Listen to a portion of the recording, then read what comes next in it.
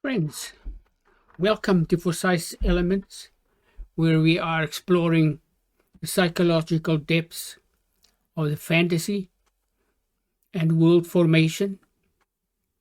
And welcome to our Notes Before Plato, where we look at late Platonic works and what they are saying about the ancient fantasy.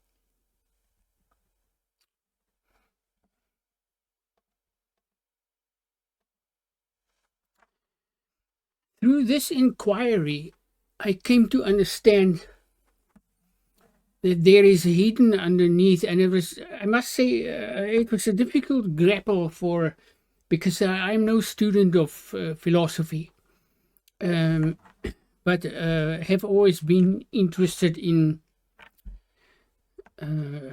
rather, let's say I'm not a philosopher.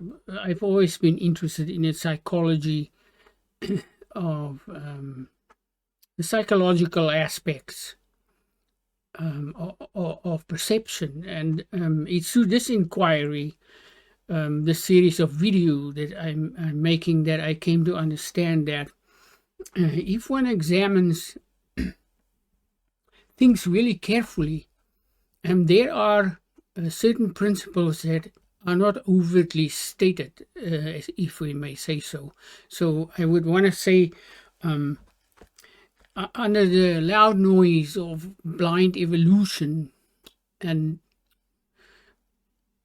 classical prima materia, materialism, there is something forgotten.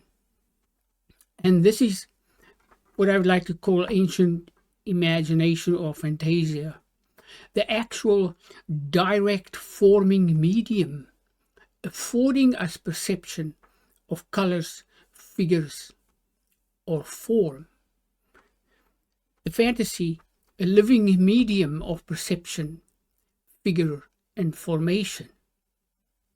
Instantaneous, flawlessly moving psychological formation of our perception through sense contact, and our interformation with nature, who participate through the wholeness of the world soul.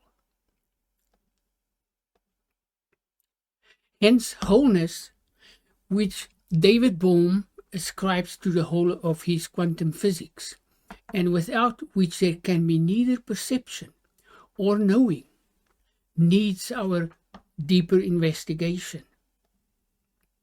For the idea of to know and of knowing is in itself a unity or gestalt. These qualities are irreducible, essentially. With the emphasis on prima materia, it seems to me, we lost our most ancient roots with the mythical, divine, and cosmic existence of man. In exchange for untenable views that lead to the devaluation of all life, nature, and of human beings. And here on the side we have, I'm going to try something new. Here we have qualities that are irreducible. We have wholeness, living knowledge up there. And our self-knowledge is unity or wholeness. The research presented in the series, I think, is honest and truthful so far as I'm able to understand these ancient arcana, the hidden secrets of antiquity, of a time far removed from us, it seems, brought closer to us by the endeavor of a few souls. I research, script, edit, and produce these videos as my only academic work, an unbelievable internal labor with no guarantees. This is love and true enchantment, and is something that J.J. Tolkien also talks about very elegantly. In this second part, second part of 3 videos, there is in part 9, we continue to determine the subtle medium of Phantasia using the definitions of our ancient mythologists, who were the true practitioners of the mysteries and the inner ascent of the soul and Phantasia. These nested glass spheres that we see in this image with its blue through axis are bounded by 2 poles. There is an upper pole and a lower pole. This forms to me an apt icon that conveys to us the mythological continuity, the wholeness, continuity within a wholeness that naturally occurs within wholeness. In the center of each sphere, we have a point. Now, these spheres shouldn't be seen as separate. They are an icon that depicts wholeness, a whole icon as one. But each of them has a point, a center of revolution, analogous to a monad. A monad is a principle, an essential form, symbolizing the unity or leader presiding over the many posterior to it.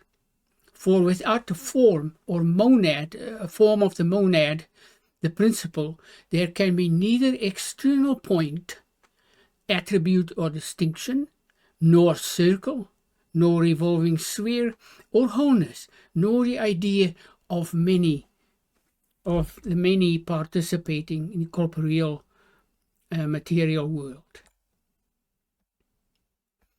Our 5 nested glass spheres, I have placed the Earth in the bottom sphere here, in other words, the lower pole, symbolize the major intermediate cosmic causal medium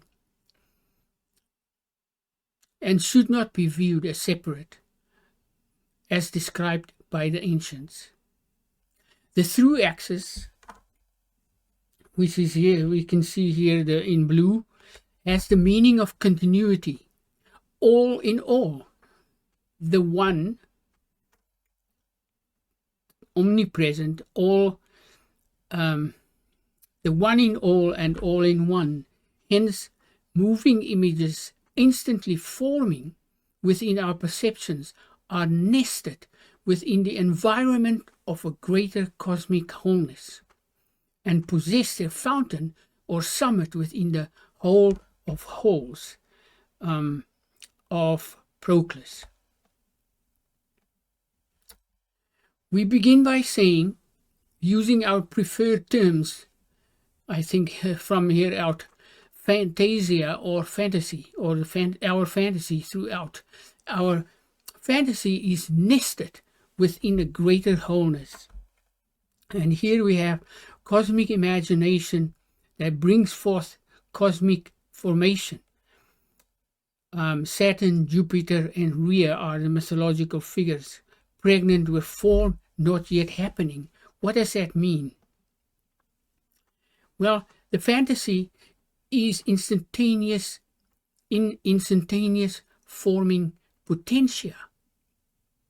For internal discovery, from our perspective, is a long-range contemplative percolation, mulling over, and an inward-looking cogitation is learning, repeating, getting to grips, getting to know the inside of the work that grips your soul. Secondly, the second reason why I think our fantasy is in potentia is that it affords the unfoldment or brings forth from her depths new self-knowledge and self-understanding within our world. my picture is, I am going to have to fix this here. Let's just get this picture here a little smaller, this image here. There we go. So in the second place, the reason why we say Phantasia is in potentia is it affords the unfoldment of new self-knowledge and understanding in our world. And cogitation is a constant attention of mulling. Oh, it's almost like a remunerating cow, if I might use that image, mulling over things that we learn, a constant nurturing, food for the soul. Hence, by analogy, in potentia indicates our own interconnection with higher principles.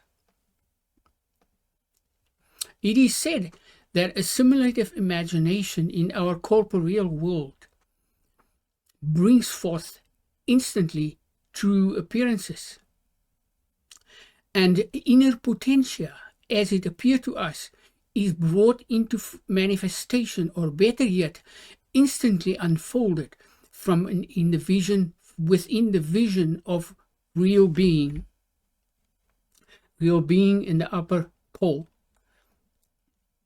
Potentia is also a special term that is used by Aristotle, indicating unfoldment not yet happening, or with the capacity of happening, of formation and corporeal manifestation. Why do we say our ancient fantasy is in potentia? Because she either follows or draws or is drawn,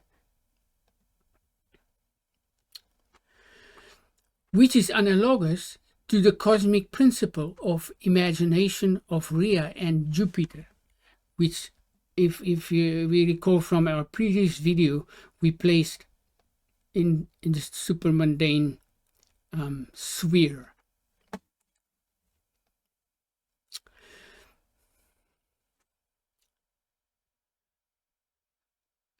So that Rhea and Jupiter as final cause or principle, who comprehends and brings forth instantly within herself the perfect preparations of intelligible essence, which is up here, and it says perfect preparations of intelligible essence and first capacity, not yet manifest, there under my picture. The vivification of the whole infinite first capacity of intelligible wholeness is of which Rhea and Jupiter is the cause. In the third place, cosmic Phantasia, viewed as principle, always is pregnant with instantaneous intelligible illumination and world-forming ideas. That our corporeal fantasy is everywhere inward-looking, instantly assimilative, with the capacity of receptivity to rational intellect, and immediately receptive of external senses, is shown by Plato in his Republic in the allegory of the cave. So our fantasy is capable of internal and external formation, assimilation of from the rational intellect, which is a higher intellect, and from external sense. But she is the vehicle of she is the vehicle of the soul that affords the inner passage of thought and contemplation, of self-discovery, and of spiritual cosmic unfoldment and enfoldment, is obscure both as an ancient practice as well as it is scattered in many works. The inner passage of the fantasy indicates our inward interconnectedness and internal through relation with intelligible vision on the upper pole, and the principality of all corporeal forming perceptions. From this we can see that Phantasia, or divine imagination, is twofold. Thomas Taylor says, Phantasia, communicating in its supreme part with the rational soul, and in its inferior part, communicating with external sense. It is this inferior part, external sense, this inferior part, that the soul deserts when she acquires an intellectual condition of being. Now, IAMBLICHUS is our next philosopher. He sits at 245 to 325 AD. His view on the fantasy of Theophrastus and Aristotle is as follows. The fantasy is something different from sense, and also different from opinion and every rational perception. As external sense, in the corporeal world here, external sense is moved by external images. As external sense is moved by sensible forms, being vitally, internally excited, and energizes about him according to the production of this internal cause. Thus, also the fantasy is excited by sensible form, proximately using these as subject and energizing about them. Hence, too, there is activity, energizing activity, there is activity around them. Hence to the fantasy, the fantasy is a corporeal life, and does not energize without corporeal instruments, such as the body and the five senses, the eyes, ears, mouth, and so on.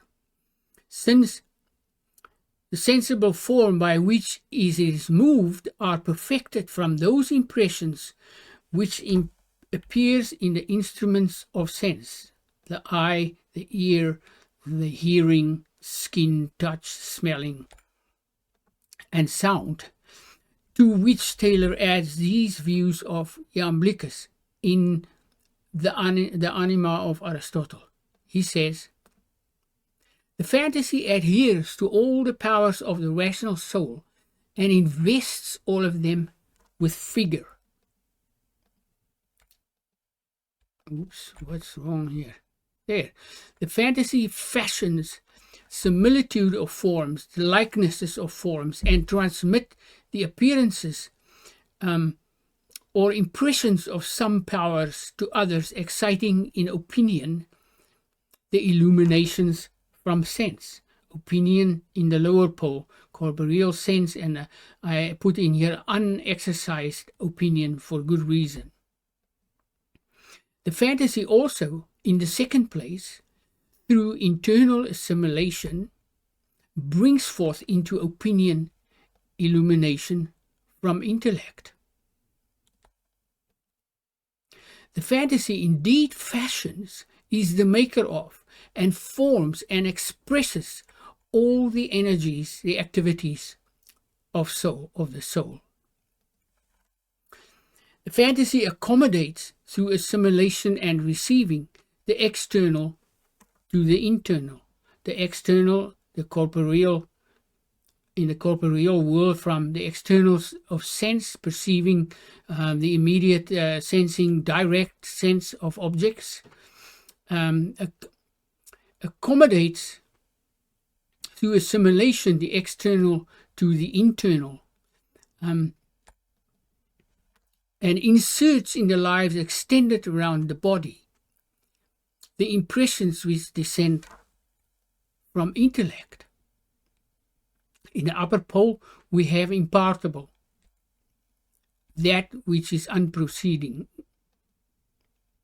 since the fantasy is a power of assimilating other things to itself.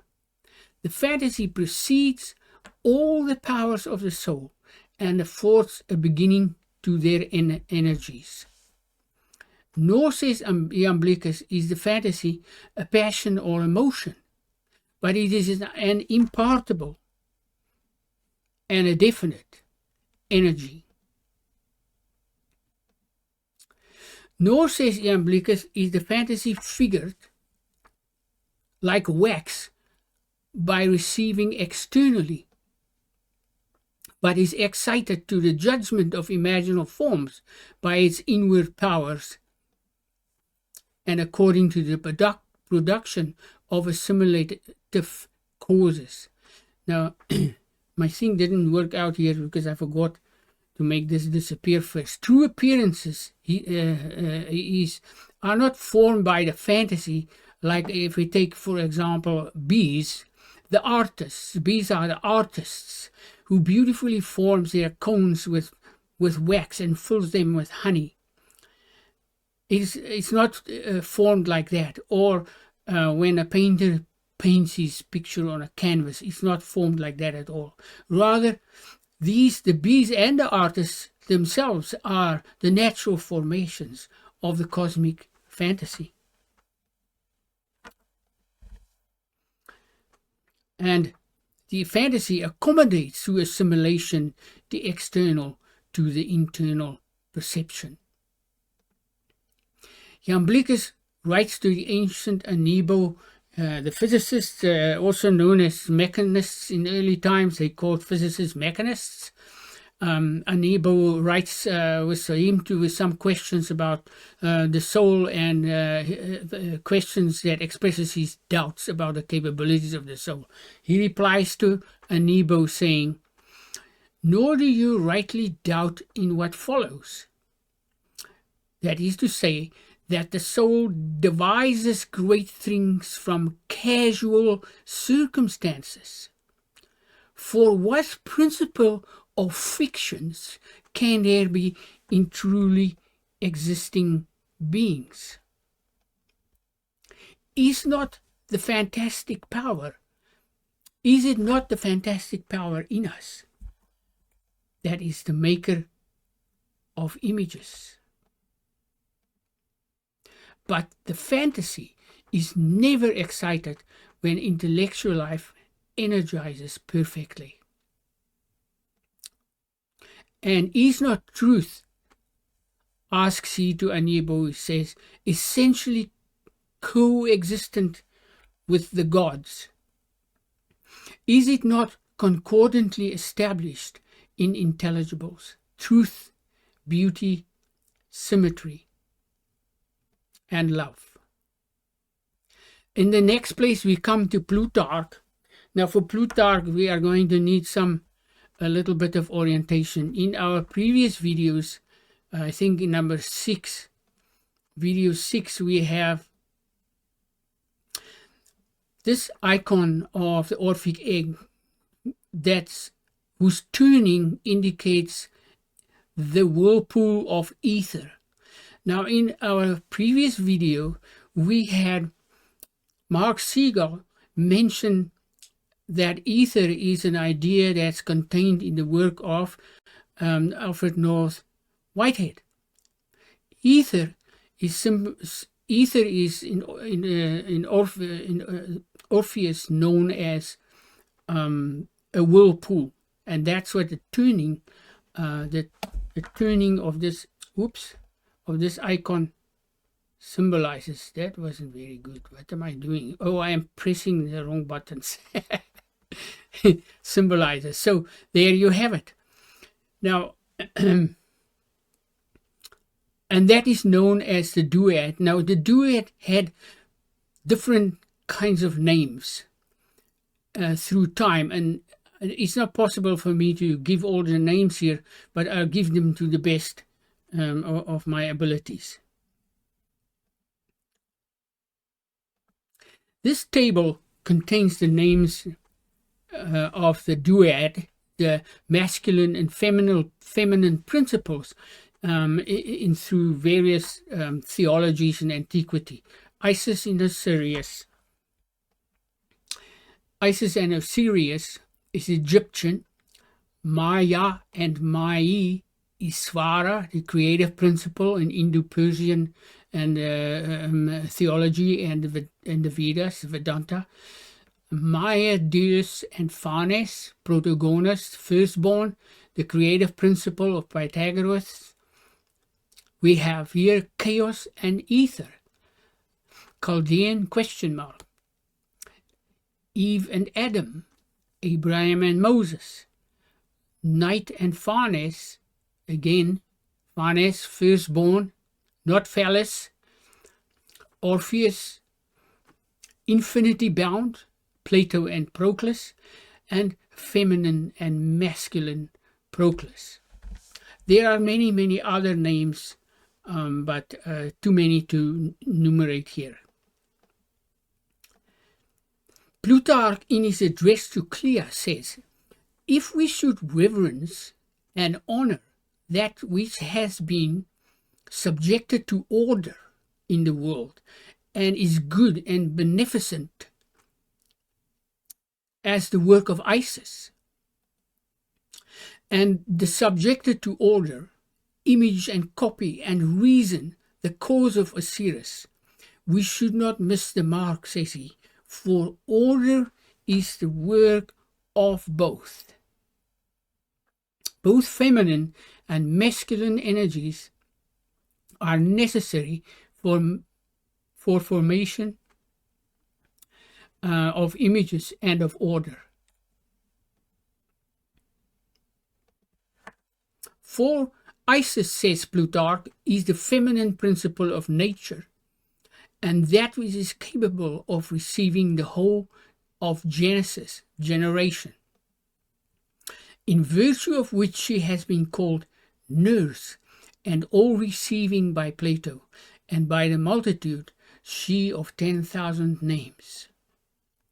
Through her being transformed by reason, cause, logos, and receiving all forms and ideas or images, forms, and she hath an innate love of the first and the most holy of things, which is identical with the good or the one, and longs after and pursues it.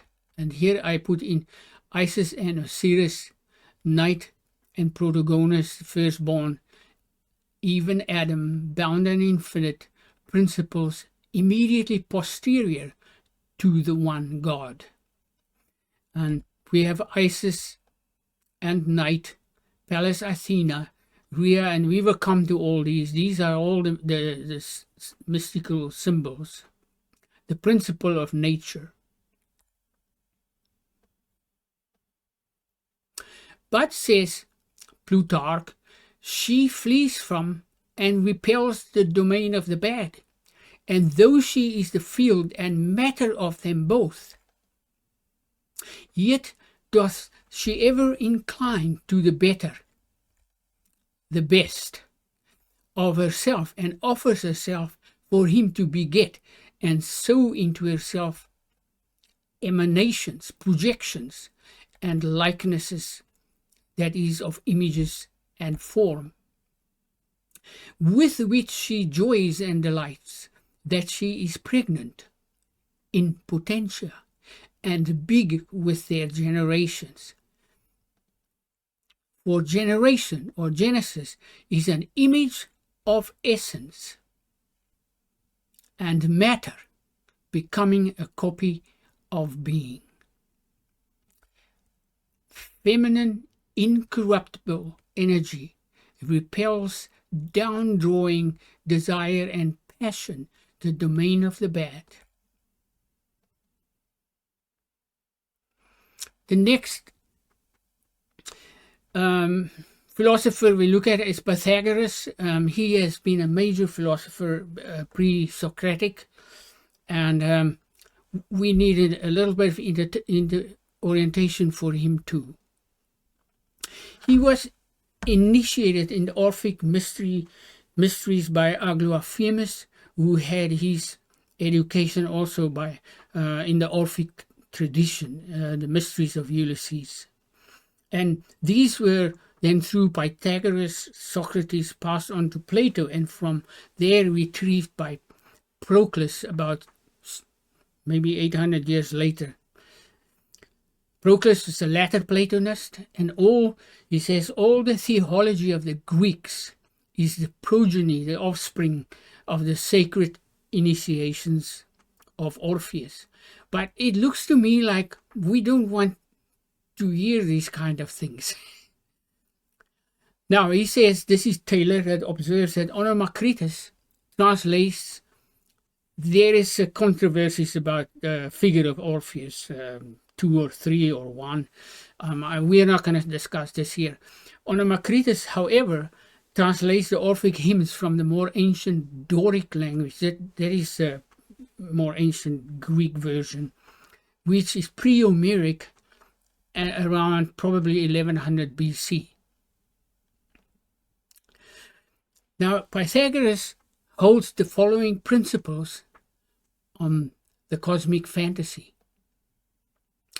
Bound and infinity is the first difference, the first unproceeding light being, because we have seen in our part 6 that bound and infinity, their mixture, the turning of the whirlpool, creates being.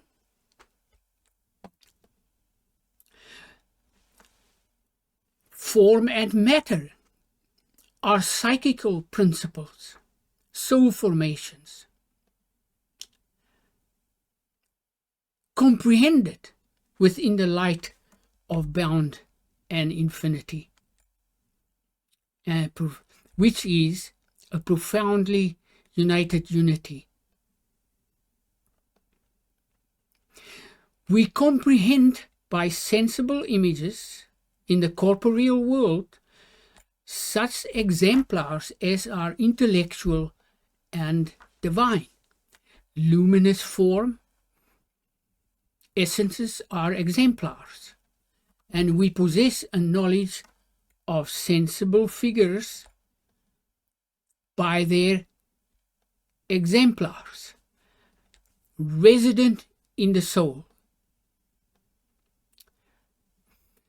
The next we come to one of his higher works. We'll make a few remarks after this about Pythagoras. He has the miraculous tetrad, the group of 4. A tetrad is a group of 4 with a leader and subordinate principles. A monad and a triad in the language of Proclus and Plato. The term denotes the 4 causal affordances of Phantasia in cosmic formation and media. A tetrad is of the nature of principle and sub. Okay, I've said that already, sorry. And we will not forget that this genius also conceives of the mathematics of a vibrating string, and the music scale we have today, which was corrected by Galileo's father with the 1 comma, it's known as the Pythagorean comma, is the music scale we use today. So the his tetrad, miraculous tetrad, and why he calls it miraculous is as follows. First, the figure which is self-motive. Now here is probably another concept we need to just briefly. The self-moving is of the animation of the world by the world soul, the self-moving. This is something that struck me was a great force when I was studying Proclus, and I saw the self-moved. Well, the world is self-moved. Well, this is the domain of the world soul. So he says the self-motive, that's which moves itself, precedes that which is moved by another. Now what is moved by another is the external corporeal world. This world, the mundane figure, is moved by another. And the another here is forces or nature. So the self-motive, which is Rhea and Jupiter, precedes Dionysius and Bacchus, moved by another. The second member of the tetrad and the impartible, he says, and the impartible precedes that which is self-motive. Where is the impartible? We've seen the impartible, the intelligible dimension up here on the upper pole. The intelligible, impartible figure precedes form, precedes that which is self-motive. So the impartible precedes the self-moving, which precedes the other moving, the moving by another. And the third, he says, but all which is the same with one, the good, precedes the impartible itself. For all things, says he in the fourth place, are bounded when they return to the unities of their nature. Unities are important, and unification are foundation concepts in the work of Orpheus and Pythagoras and Plato. So for all things are bounded when they return to their the unities of their nature. So we have the corporeal world of unity, man, the microcosm is the unity. We have the mundane unity or monad, which is the leader of the corporeal world, the world of generation. We have the supermundane unity, which is Rhea, who vivifies the intelligible form or essence, exemplars, united unity in the intelligible upper pole. Then beyond that, there is the profoundly united unity of masculine and feminine energies. Pythagoras continues. He says, since all things pass through these unities as a divine entrance into being, our fantasy is the entrance, the passage, the inner passage to higher self-knowledge. We observe this tetrad affords the inquisitive soul a passage to greater self-knowledge.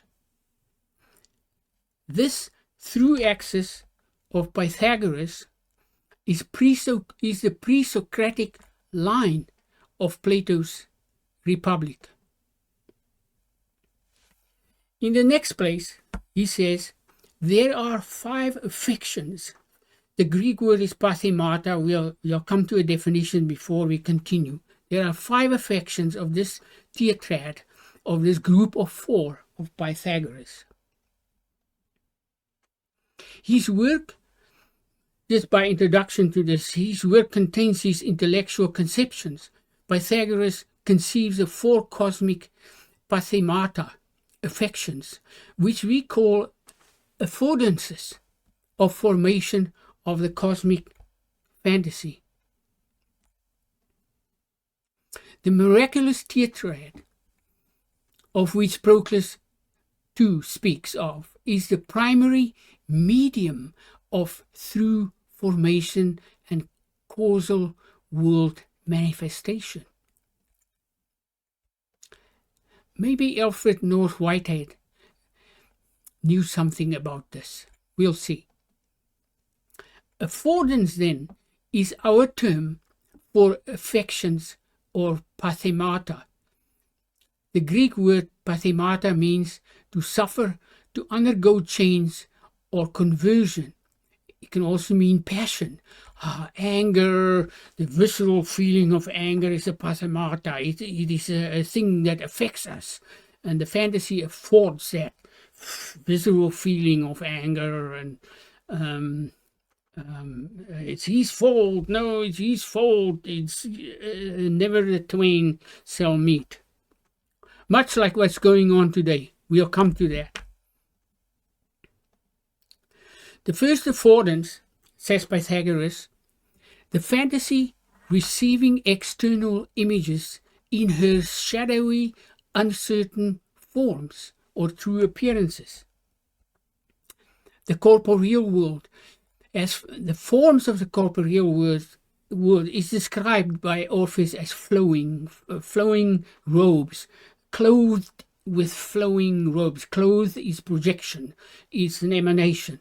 And forms are always changing. The forms come into being and they go out of existence. They are corruptible. That's why this is called the shadowy forms. So let's read that again. The fantasy receiving external images in her shadowy forms and possessing images inherent in the causes of the soul, the reasons, affords by both these the means of inward conversion to the soul, and of an energy directed to herself from the spectres, the phantasms of imagination. So the first affordance is inward or internal conversion of self-knowledge and self-awareness. Looking within, entering into herself. The soul enters into herself. It's such a beautiful concept. When we contemplate, when we pray, we enter into our soul. It's not very obvious, but that's what happens. Fantasy possesses images of forming causes resident in the world soul. The second affordance, for the soul looking abroad, externally to these beautiful images, into the bright mirror of the fantasy, investigating the shadowy figures, the changing figures, the true appearances or images it contains, and admiring their beauty, the beauty of the flowers we've had in abundance in our videos. For instance, the bees building their beehives and their cones. It contains, and admiring the beauty and order. There's great order in a bee cone of beehive with all these cones and hexagonal forms. Pursues in consequence of this admiration the reasons from which these external images proceed, and dismisses their sensible beauty as conversant about external sense and spectres alone. Hence, the second affordance is the recognition that beauty of corporeal images possess higher causal principles. And it's through the dismissal, through reasoning processes, that this is to say that forms, there's birth and death in our world. Their beauty is unstable, flowing, corruptible, and uncertain. So there is the recognition through this process that the beauty has another home. The third affordance, but afterwards, the fantasy seeks her own purer beauty and desires to pass into her own profound retreats, says Pythagoras, and there to perceive the form of circle, the triangle, and all things subsisting together in an impartible manner, wholeness, which is a wholeness, and to insert herself in the objects, to contract her own multitude into unity.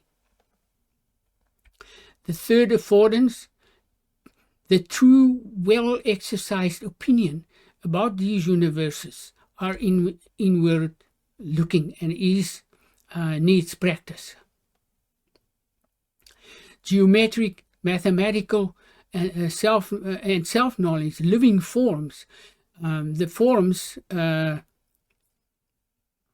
he talks about here are not forms in quantity, and they're therefore not units that we can count. The fourth affordance, to behold the hidden, the occult, the hidden, secret, and ineffable figures, light for the illuminated figures, forms in themselves of the gods seated in the most sacred and divine recesses of her nature. Tolkien's admonition in our previous video is very applicable here. When she is desirous of bringing into light from its awful concealment the solitary beauty of the gods, and perceiving the circle subsisting in its true perfection, more impartable than any center, and the triangle, and perceiving the triangle without interval, the solitary principle. The fourth affordance, then, is pure intuitive conception and interior unfoldments of intellect, an interior psychological state of awareness. In this state of awareness, internal projective unfoldment or emanation of the fantasy require no effort and bring conceptions forth. This is what Proclus means with intuitive internal projection in his letter to Theodorus the Mechanist. Our corporeal perception and our fantasy within this higher state of awareness becomes, through practice, indistinguishable from and the same with intellect. In the Phaedrus, one of Plato's dialogues, the supercelestial place, the plane of truth. This is the intelligible and at the same time intellectual dimension or world, fantasy. And the deities are Saturn and Rhea. Saturn is at the end of the intelligible and intelligible order. Hence, as we have seen so far, our states of self-knowledge, which are states of awareness, happens within this through interformation and the interworld connectedness. The connection is psychological. It seems to me that the cosmic fantasy, our principality, and world formation and ancient myth evolves and unfolds herself in a new time for a new spiritual rebirth of humanity, of wholeness and interconnection.